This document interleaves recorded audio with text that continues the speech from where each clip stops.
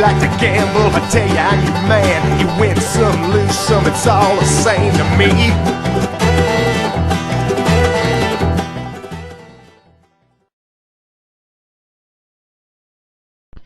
Hello, ladies and gentlemen. This is Augie for CardRunners.com, and I am coming at you with a multi-table tournament video.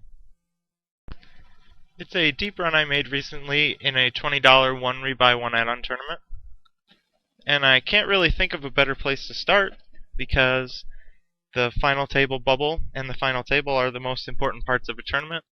It's where the most serious pay jumps occur. And so there's really no better place to do a video than on the final table bubble.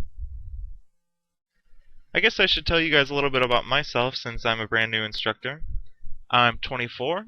I live in Las Vegas.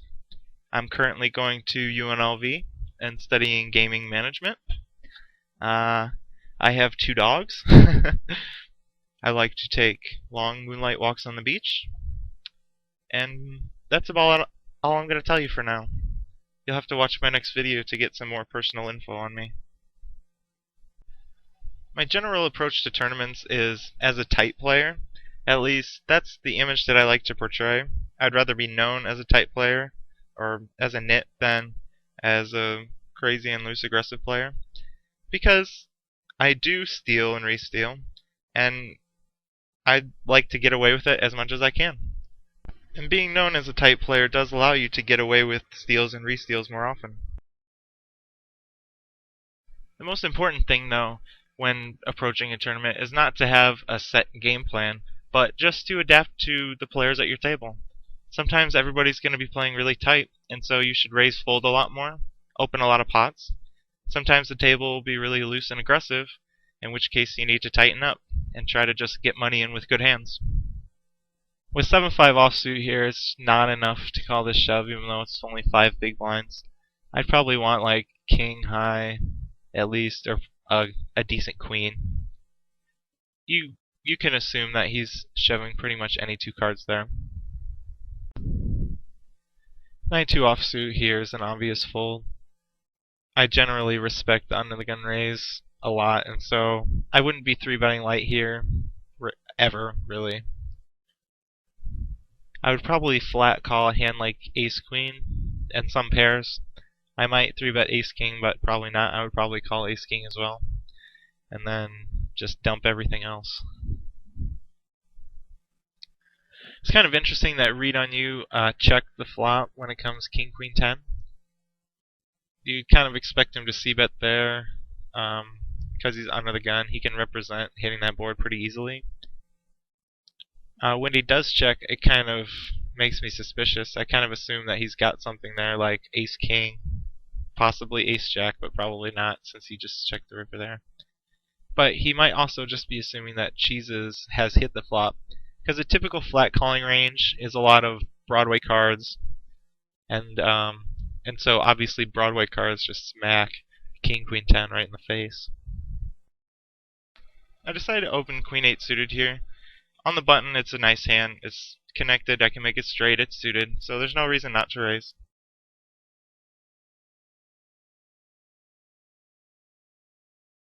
We're lucky enough to flop trips. And I think I end up leading out here. It's a pretty standard play. Checking behind and then raising the turn just looks absurdly strong. And I would probably consider c-betting this a lot of the time if I had missed the flop. And so hopefully I'm just hoping to induce a bluff raise or maybe get some action from a 10. I forgot to mention that this actually is a 2-part tournament. I do make to the final table in this first video, and then we will close out the final table in the second one. Pulling a ragged king there is pretty okay. I mean, raising there would have been fine too. But as I've mentioned before, I like the tight image, so I don't take every single steal opportunity. This is kind of an interesting situation, and one that I think that a lot of decent tourney players actually screw up.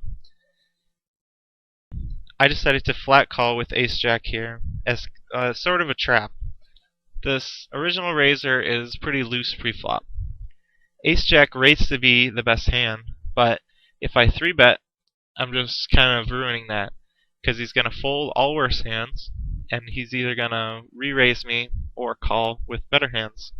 And so I get a lot more value out of playing Ace-Jack slow and kind of hoping to trap Ace-10 or a worse ace if an ace comes out, or maybe a Queen-Jack or King-Jack, something like that. Unfortunately, we don't flop an ace or a jack for top pair, but it's kind of an interesting flop. We do have a gut shot, and the original raiser we have pegged as loose and aggressive. And so I think this is actually a pretty decent spot to try to make him some kind of a move. I expect him to c-bet pretty much almost all of his hands that he open raises with. And so I think there's a lot of value in bluff raising here.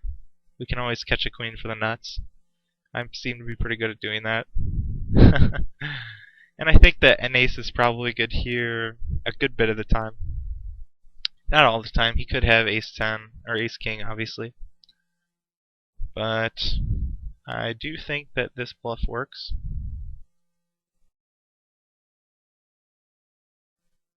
You know, the bluff is extra effective because of our deep stacks. When we're in position, we can apply that pressure. He's not going to want to lose 75% of his stack when he's got such a commanding chip lead. In fact, I really think that it's not unreasonable to assume that he might fold a king to our raise on the flop. And so, it's just a really good spot.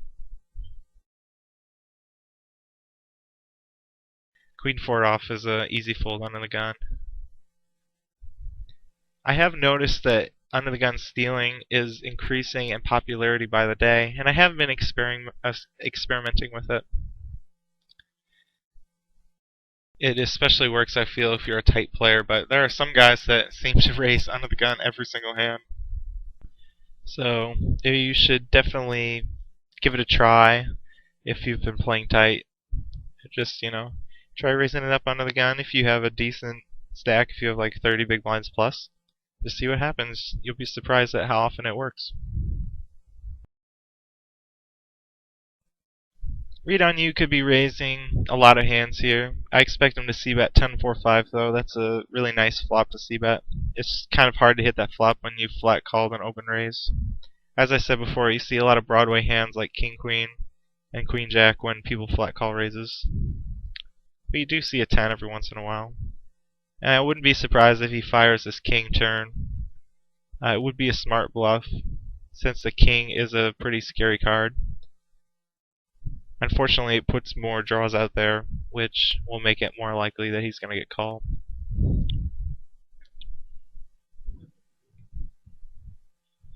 But I do like the king bet on the king turn, and it's a pretty good chance that read on you is bluffing here. But he also would bet if he had a king in his hand. So this is a pretty tough spot for trophy. It would be a really tough decision with a 10. He should have raised the flop with the 10, but if he has a 10 there on the turn, it's a pretty tough spot, especially with a 30 big blind stack.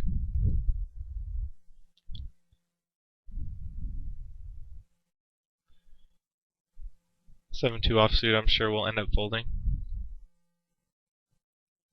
Cheeses is probably deep enough to try to re-steal on, but it's probably the first time I've seen him open raise, so I'm not going to do it. Probably going to end up just open folding this Queen 5 off no matter what. Even if AS Taub had folded, I probably would just open fold. Queen 5 off is just pure garbage. Don't really feel like playing it against read on you. It's not a terrible re-steal spot. I feel like that's one of the mistakes I do make in this video, is that I don't abuse AS Taub enough. He's basically a random to me, and so I should probably assume that they aren't going to be able to handle the pressure of me constantly 3-betting them. A good player will start to 4-bet small, or flat the 3-bets after a while, or just stop opening loose. But oftentimes you'll see bad players just open over and over and over because they don't really know what else to do. And so those types of players are highly exploitable, and you can make a ton of money off of them by just 3-betting them with any two cards.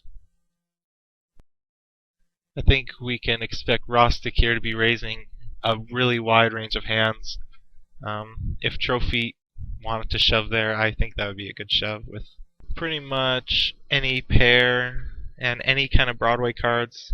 Jack 10 plus, even 10-9 suited plus would probably be a nice jam there in my opinion.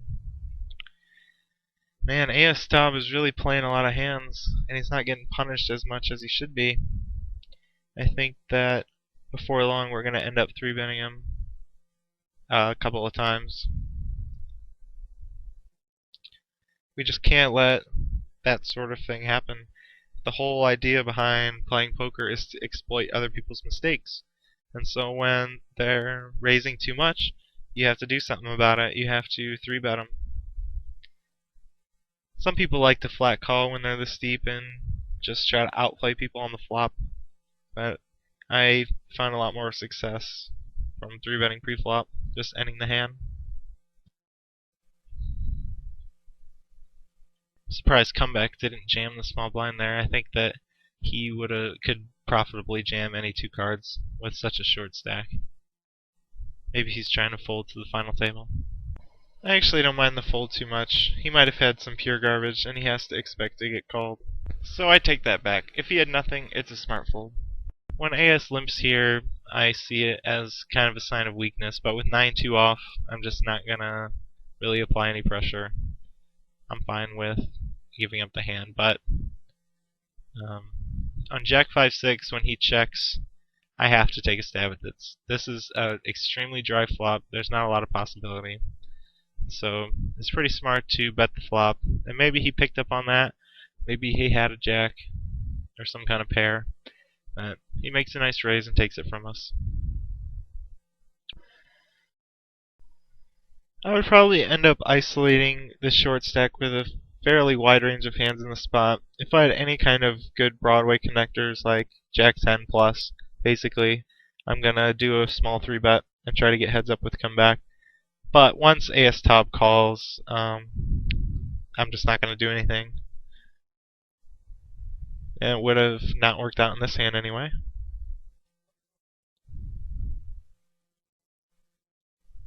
AS trying to trap us there with pocket jacks. I like his flat call there actually. I think that's pretty smart. I think if I had 3-bet or Rostic had 3-bet, he probably would have jammed. So nice hand from AS Taub. I probably end up open raising this A6 suited. It's just such a strong hand. You know, on the button, folded to you. It plays fairly well if I were to get flat called pre-flop. Suited aces can always win a big pot. Pretty obvious steal situation where we should be opening. Just pass on a 3-5 offsuit. As I said, I don't go crazy. I'm not a crazy lag. I don't raise every hand. And I don't want that image. I don't want people thinking that I'm trying to bully them around. I just want to be the sneaky, quiet guy that takes chips and you're happy to give them away to me. If you have the image of a bully, people try to play back at you eventually, and a lot of the time you just don't have anything, so I'd rather just win the pot uncontested. Jack 9 offsuit. We could see a 3-bet here, but I doubt it. You know, I just don't really want to play with read on you. As I said, he's the one player that I recognize at the table. And so there's just no reason to get involved with him when I can play with these other 3 guys that I consider to be amateurs pretty much.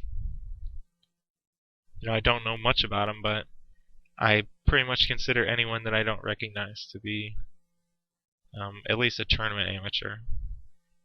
And while that does let me down from time to time, it's usually pretty accurate. I tend to have a lot more success 3-betting and bluffing against amateurs than regulars. 9-2 offsuit here. It's just a terrible hand out of position. We'll probably end up folding this pre-flop. Actually, it probably wouldn't be terrible to 3-bet this pre-flop, but I probably see myself laying it down if it folded to me blind versus blind. And I think I just snap fold this. Wasn't thinking about it because I disconnected and kind of freaked out there for a little bit. But as I said before, I'm not really looking to pick on read on you, so I have to find spots to 3-bet cheeses and AS Top. And I think that that would have been a decent spot. You know, you can expect them 5-handed to be opening quite a few hands and folding to my 3-bet. So we see cheeses open here and Rostic flat calls. And I really don't care for Rostic's call here, pre-flop. He has like 15 or 16 big blinds. And with that stack size, there's just no maneuvering room. You still have a decent amount of fold equity. You can probably, he had ace-4 suited. If he jams ace-4 there, he could probably fold out some better aces and, you know, other random hands that might outflop him. So he should definitely jam. Opening 10-3 here would be reasonable, you know, but once again I pass just to maintain my tight image. Nice shove by Rostic. I think that he's probably fairly tight there with like 16 or 17 big blinds, whatever he had. I think that he probably had some kind of nice ace, some kind of Broadway, or a pair. Especially when he flat called the open raise a couple hands ago with ace-4. You gotta think that he's playing pretty tight if he's gonna jam. King Jack off is the obvious open, this short-handed. Even though we're under the gun, we're actually in the hijack. Only 11 left. You might notice that my pre-flop opens and c-bets are pretty small, smaller than you usually see. I actually min-raise almost all of the time when I open. And when I c-bet, I try to do like half pot or less, like 1/3 pot to half pot. And it's definitely intentional. I try to play as small of pots as possible while still stealing the blinds and antes. It's been my experience that min raises actually get pretty much the same amount of respect as the 2.5x raise, especially among good players. Sometimes a bad player will call you lighter out of the blinds when you min raise, but it's not that hard to outplay those players when they're calling you so wide pre-flop.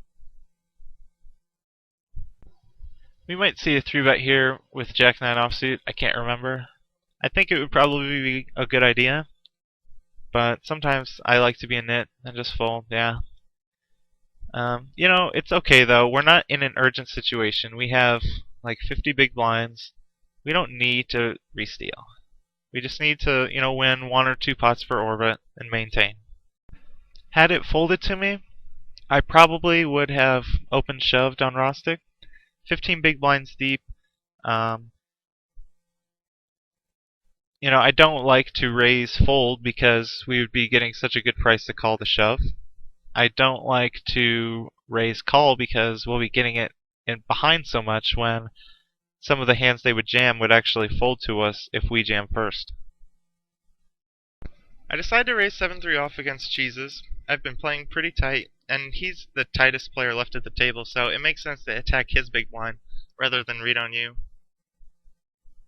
I think that raising 7-3 is okay. If you're in a steal situation and you're going to fold to the 3-bet no matter what, it doesn't matter too much what you have.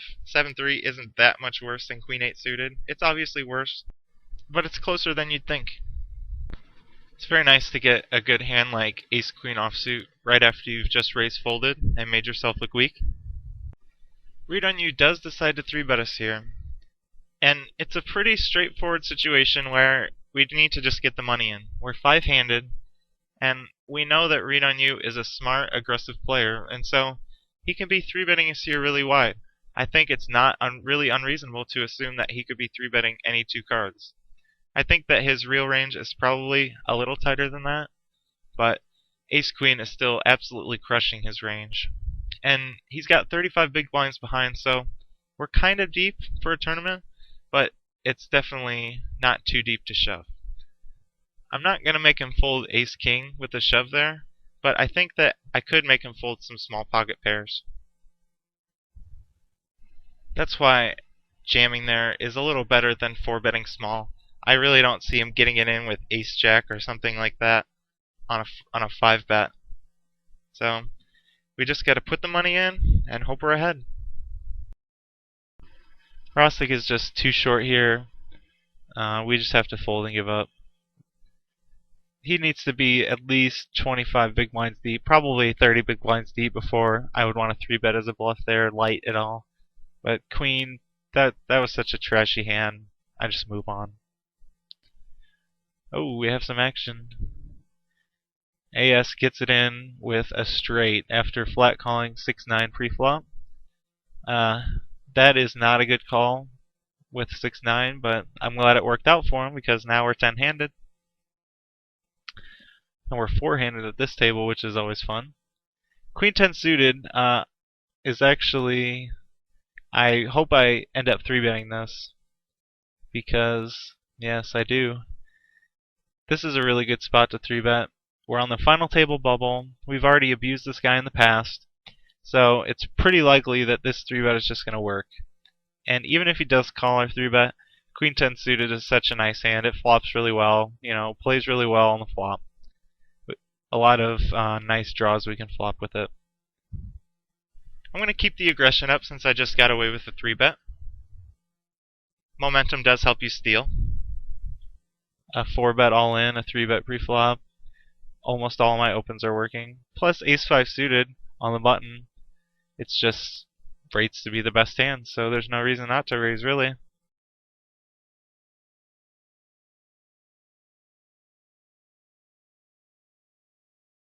Unfortunately, Cheese is 3-bets us. No, I've kind of changed my opinion of him at this point. I feel like he's a pretty decent player. He's been opening a lot. He just 3-bet us there. I think he's 3-bet a couple other times. 5s is an automatic open, even though we got 3-bet last hand. It's just too good of a hand. We might get flat called, and hopefully we can flop a set. My plan for 10 Jack 2 is to just give up. When two people flat call you, 10 Jack on the board is way too scary. Yeah, I just check. As I've said, you see a lot of Broadway cards, a lot of connectors when people flat call, and 10 Jack just hits so many connectors right in the heart.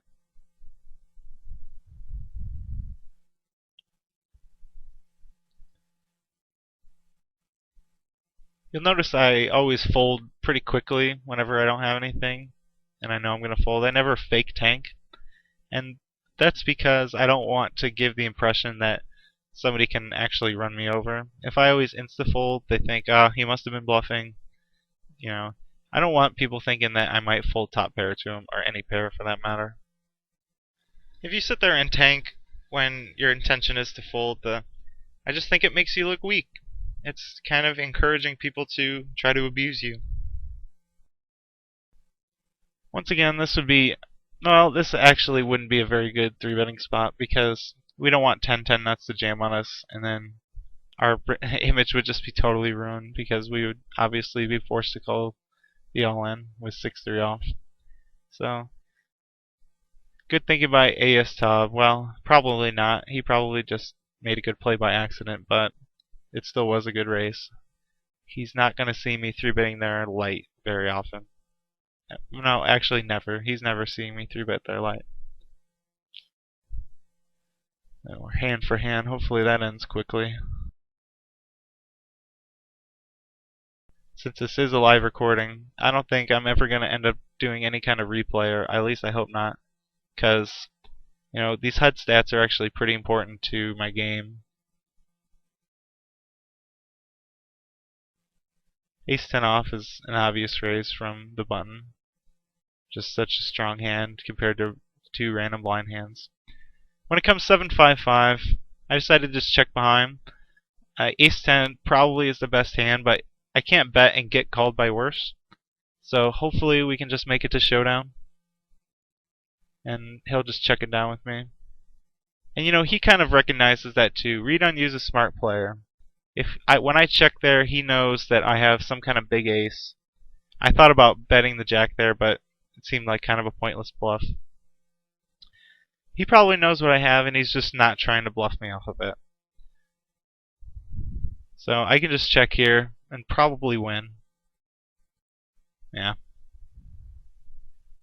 I do like the way he played it. I probably would have called him down had he bet the river. I might have called the turn, but then I don't think he bets the river. King 8 off would be an okay raise here. I think I end up folding it. We have seen Reed and Cheeses 3-bet us light, and so I think passing there is probably the right play. This hand-for-hand business is kind of brutal, so I'm going to try to use my mad video editing skills to speed up the hand-for-hand parts. So hopefully it'll work out and we won't lose sync. I don't really see myself opening King 6 offsuit there.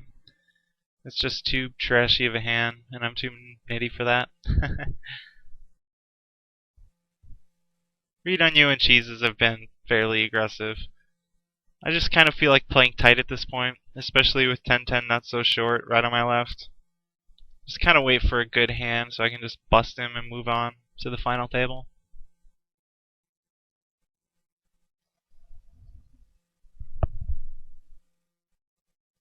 King 2 off in the big blind is pretty trashy, unfortunately. And we're definitely going to lay it down when 10-10 raises us.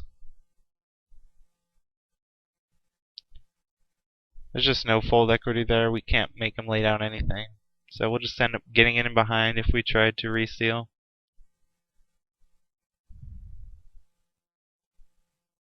Nine-5 offsuit. Probably going to just continue my tight play.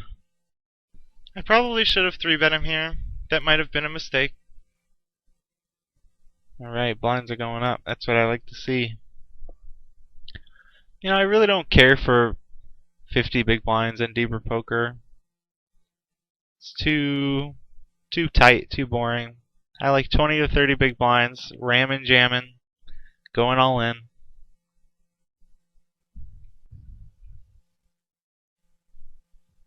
Probably going to let the 8-5 offsuit go once again. I just don't want to get 3-bet by read on you or Cheeses. I feel like there's a really good chance that if I open read on you, it's going to jam on me, or Cheeses is going to just make a normal 3-bet. Because they know we're on the final table bubble, everybody's waiting for 10-10 to bust, and they know that I'm raising tons of hands, so there's really no point in opening light if they're just going to 3-bet you. And when you do play overly tight, when you do raise, your raises get a lot more respect. Like Queen 10 suited is too good to fold. When it gets flat called, as I said before, it's a pretty good hand. But we're really happy to just take the blinds.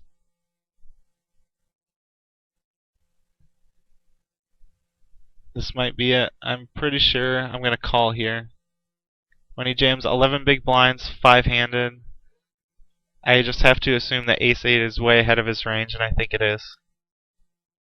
And we flop an amazing flop that can't be beaten.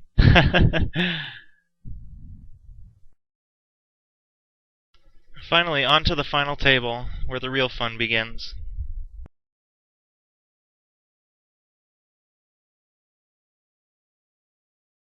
Looks like Tolkaz is here. He's kind of a famous-ish player. I remember seeing him for the first time in the old PokerStars 5K winner-take-all tournament. It's the first time anybody ever saw him. And he plays pretty consistently. I think he's a quite good player, actually.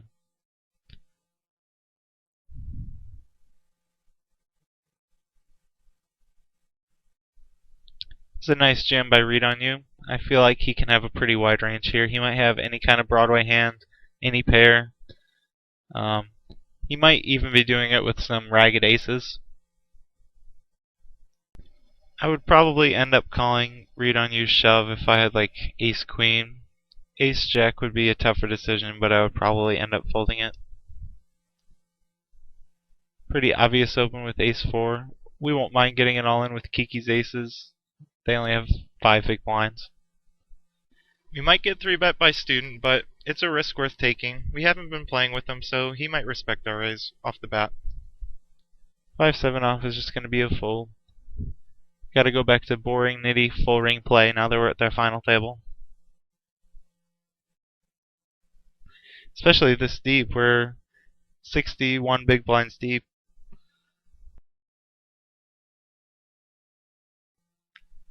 Read on you continues to abuse AS Tom. Well played.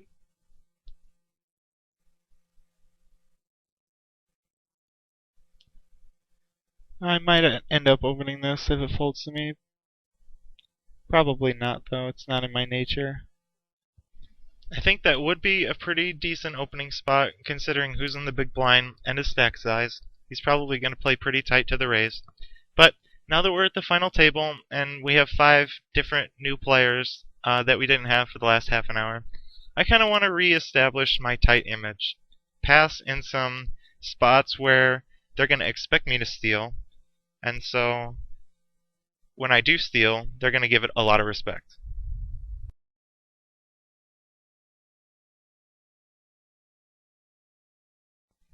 King Queen is going to be an obvious open here.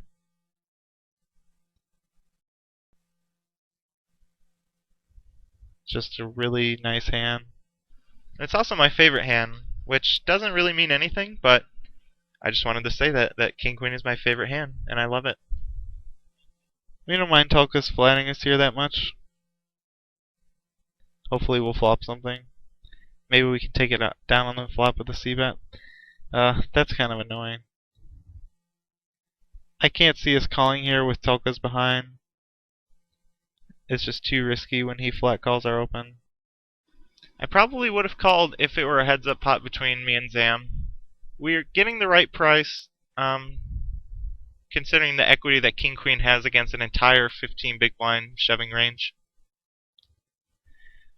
Gotta leave the ace-7 offsuit down to the under the gun raise. Wouldn't really consider playing any but the very strongest hands in that spot, and he ended up having ace-king. Looks like Kiki's aces will be our first victim. I don't think there's anything that Kiki could really do there, 3 big blinds deep. Even though that Alex has a really tight range from raising under the gun, King 10 off is too good of a hand to pass when you only have 3 big blinds. So, you just have to call it off and hope to win the hand. When student raises an early position there, I give it respect. I would assume he has a good hand here. I do recognize the name. I think he's a pretty good tournament player, if I remember correctly. So, he should have it here. And that's a good example of the power of the under the gun steal, actually, because I just automatically assume that he has it when he raises there in early position. With 4-2 suited, I don't see this really going anywhere.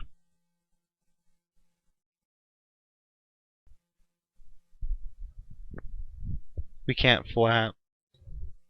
We're not even close to deep enough, and I don't really know much about that player. We don't even have poker tracker stats on him, so just gonna let him steal my blind for now.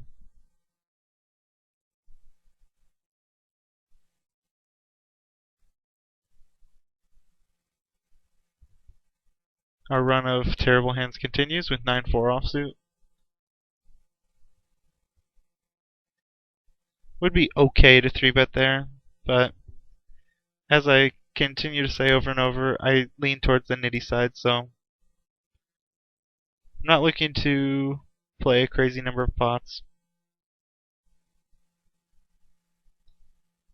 Now I have a really nice stack. I can just kind of sit on it, wait for some people to bust, wait for the blinds to go up a little bit.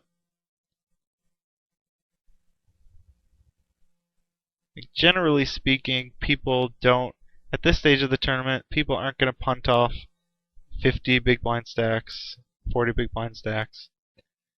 So I'm just waiting for the blinds to kind of go up a little bit to become more active.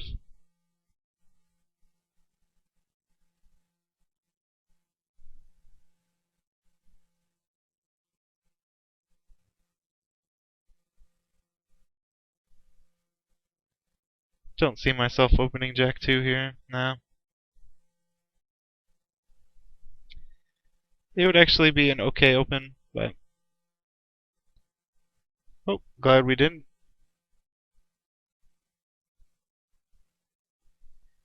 I think that Zam is probably has a normal tight-ish range there. A good shoving range for Zam would be any kind of Broadway cards and any pair. And I think he should shove any ace as well, because you have to think that student is just trying to steal the blinds. So, nice shove by Zam.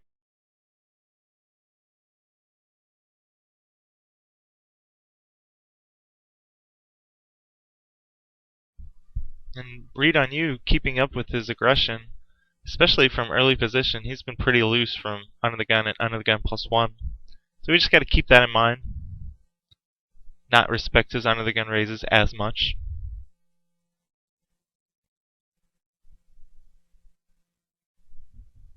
Wouldn't be surprised to see him c-bet king 9-9. But when he checks behind, that tells me that he has some kind of showdown value. He probably has some kind of pocket pair, probably like maybe tens, jacks, or queens, possibly a lower one, or more likely some kind of big ace like ace queen that missed the flop. And you can get a lot more out of those types of hands by checking bet the flop and maybe inducing some kind of bluff on the turn and calling him down. His turn bet is kind of confusing to me actually. That doesn't really jive with the read that he's going for showdown value. If he had some kind of ace queen there, I think the right play is just to check behind again.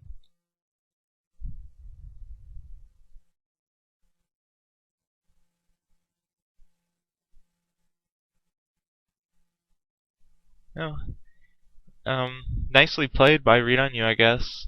He got more value out of that hand than I would have. I probably would have just c-bet the flop and won it. But I really can't fault the way read on you played it. He made a nice read on AS top, knew that his fours were ahead, and just put in a nice value bet on the turn. And his check behind on the river was also very good. At that point, you can't expect the other guy to call the river with ace high. End up pulling the 6-3 off, of course, because we're a tight player. And, we're still 8-handed, so it's sort of smart to be tight from early position. There's a pretty good chance that you're going to run into a hand, because there's 7 people behind you.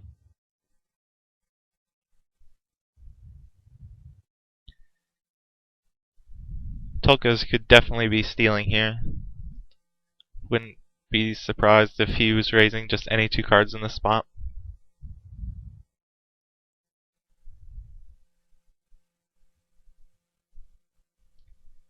The 20 cubed plays very deep. It's a really good value tournament.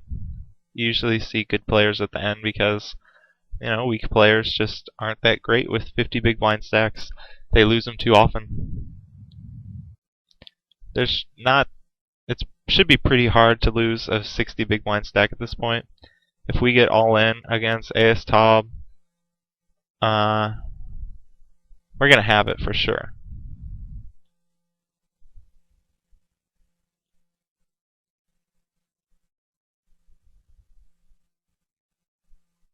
Nice 3-bet by Cheeses.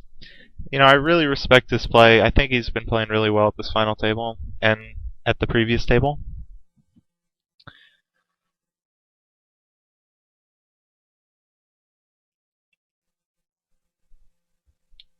King 3 offsuit is kind of an interesting spot. I could see us jamming here, for sure.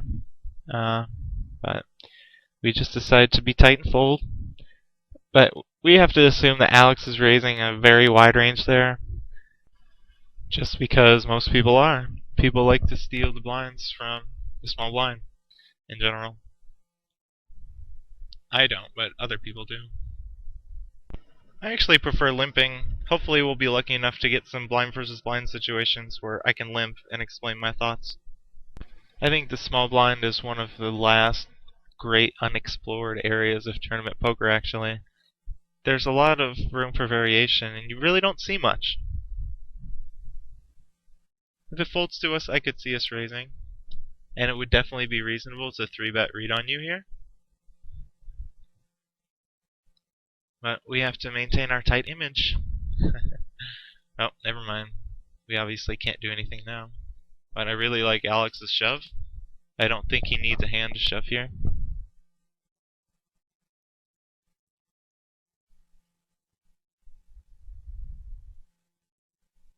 He did have it, but so did read on you.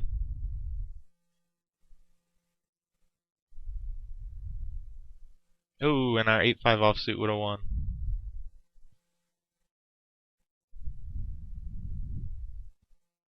Well, we don't really like seeing read on you get more chips, but we do like it when people get eliminated because we win more money.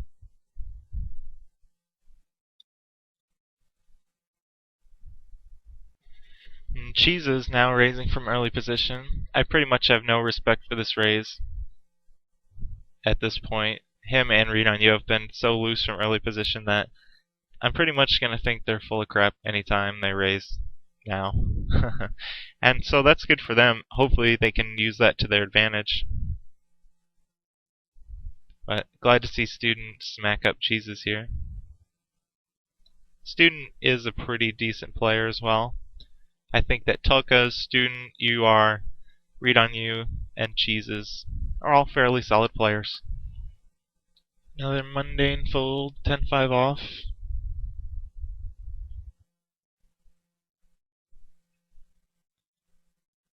I'm just not a loose player by nature.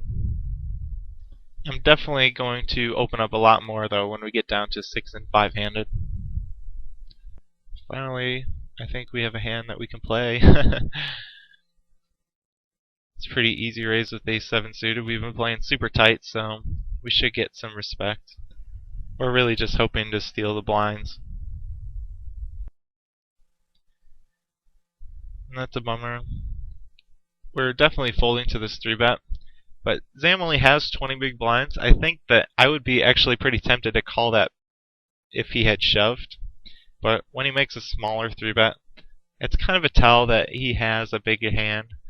Because 20 big blinds to most people isn't unreasonable to shove on a re-steal. And so it seems like he was just trying to get some action there. But of course, maybe he was on another level and he was trying to make it look like he wanted action, and really he was light there. So we can't be too sure, but in general, when people have a re-steal stack that is fine to shove with and they make a smaller raise, you can assume that they have it a lot of the time. Ace Top getting in the mix with a tiny 3-bet. I think this is actually a pretty big tell whenever someone makes like a minimum 3-bet. It's usually a pretty big hand. And I think Student recognizes this, so if we see him re-raise, he's definitely going to have it. And he calls here, and I think that's a smart call with whatever he open raised with, just hoping to flop something huge. Because it's such a small raise, and I think that we know that AS Tom is pretty likely to have a huge hand here, like aces or something. He must have flopped nothing, and he gives up. Finally, our patience has been rewarded with jacks. Hopefully read on you will open here. Hooray! Obvious 3-betting spot.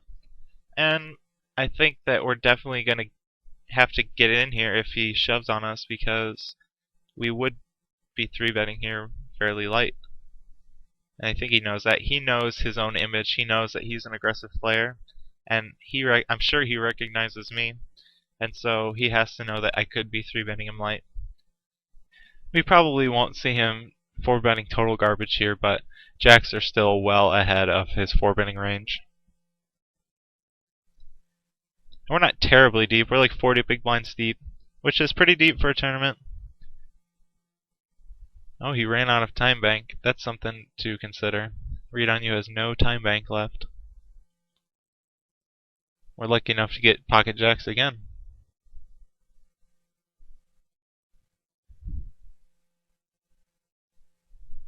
Nope. This time we're gonna 3-bet cheeses. This is pretty much the same situation as before. Cheeses is an aggressive player just like Read On You, and so if he were to 4-bet us, we would be forced to call with jacks, or go all in.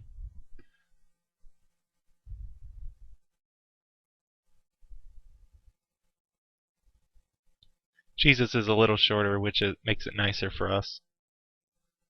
Unfortunately, our tight image works against us in these last two hands, but I honestly don't mind just getting away with the re-steal there with jacks, because I could be light in that spot. It would be a great spot to 3-bet light. And when it works when you have the hand, it would have worked if I didn't have the hand. So I can be happy about that.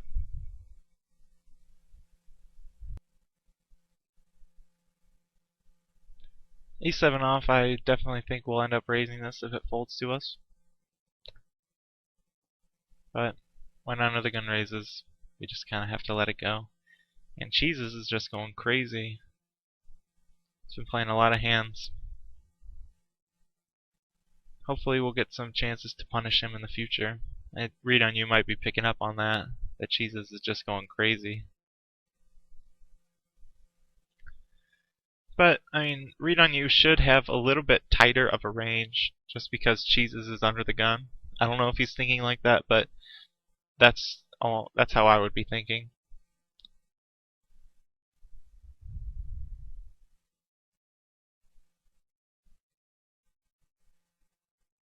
Well played by Read On You.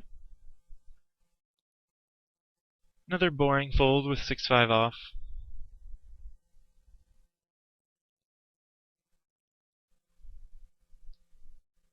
This table is actually a little on the tougher side.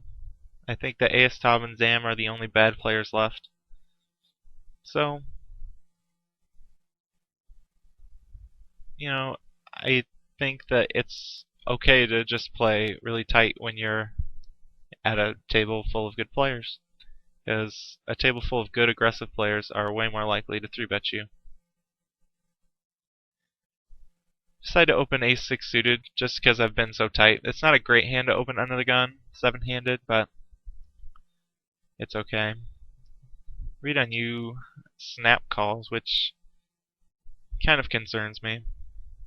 But Jack 8-2 is too dry of a flop to not c-bet.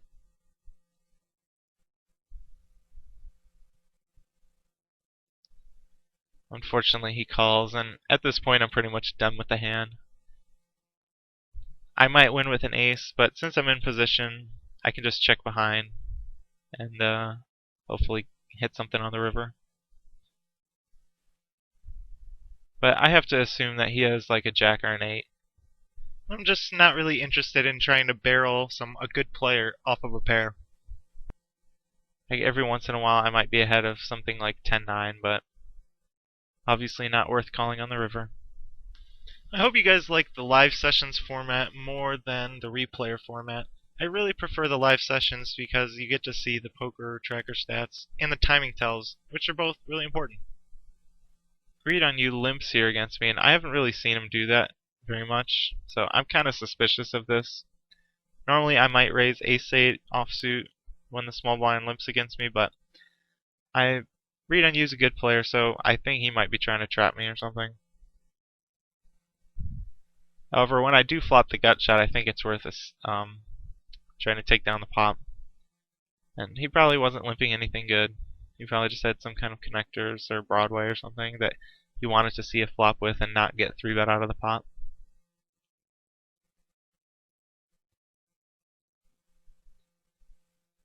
Once again, Cheeses trying to abuse us. This would be a decent 3-bet spot.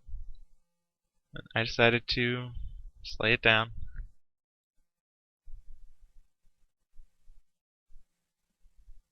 I think we should be punishing Cheeses more than we are. I think I may have misplayed a few hands in this tournament, not been aggressive enough.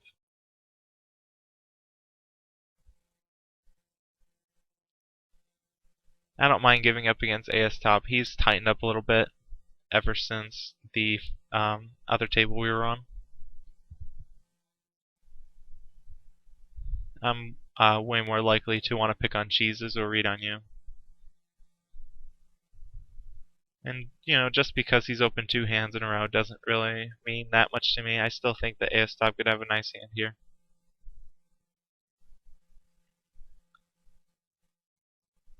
Well, Student doesn't think so.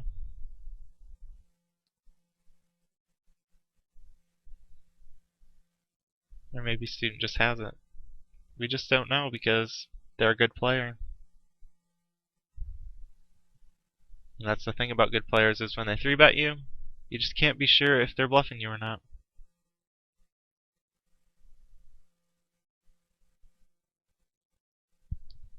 He checks back, which, as I said before, makes me feel like he has some kind of showdown value, some kind of big ace, or a really small pair that he thinks might be ahead, but just doesn't see much value in betting.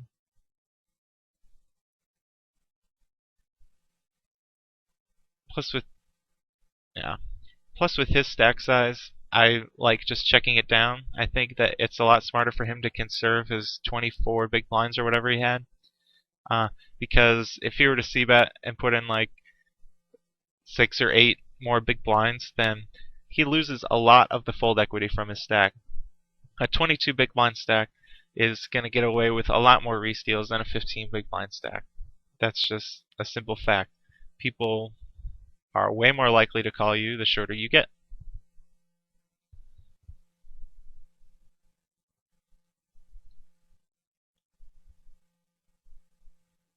But also, it was a good check down just because of the showdown value.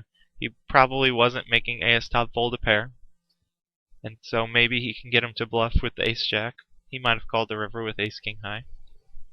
I decided to pass on this 5-4. I really haven't had many great spots to open. I'm just kind of having a bad run of cards. I did have a few good 3-bet spots that I passed on. Might have been a mistake, but I think most of my open folds have been right. But I do think it's very possible that I might have played too tight in this tournament. And I do think I play a lot more loose when it gets shorthanded here at the final table. Sometimes the situations just aren't right, and you just play tight until the blinds go up, and then you find a better spot. I think it's smart for Student to kind of give up on this 8-9-10 flop. I don't like betting here as a bluff when Tolka's calls you, flat calls pre-flop. I think that 8-9-10 pretty much hits him right, hits his range really good. So this would also be a very nice bluff by Tolka's if he did happen to miss this range and flat called the raise with ace-queen or something. I still think he should fire there. It's a good bluff. 9-4 off, another boring fold. I do apologize for not being able to fast forward through these boring parts, but as I said, the timing tells and the poker tracker stats are very important to me, so it's just better to do it this way. When it comes 2-4-5, I think that Zam should probably c-bet his entire range. It's pretty hard for Read On You to have hit that board, and Read On You isn't going to want to apply a ton of pressure when Zam's so short. I think that he's only going to get all in with Zam with, you know, good hands that he's comfortable stacking with.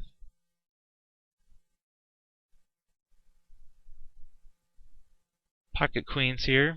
It's going to be an obvious raise. Aostov is kind of opening his game back up. He's raised like 3 or 4 hands in the last couple orbits.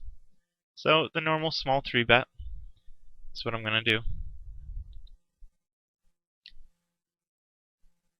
We are 40 big blinds deep, but still I'm going to be very comfortable going broke here.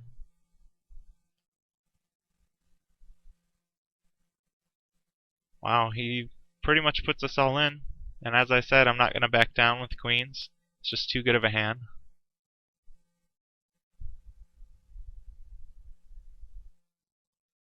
And when he doesn't snap call, I really like that. And he has the treacherous 3-outer for the 100 big blind pot.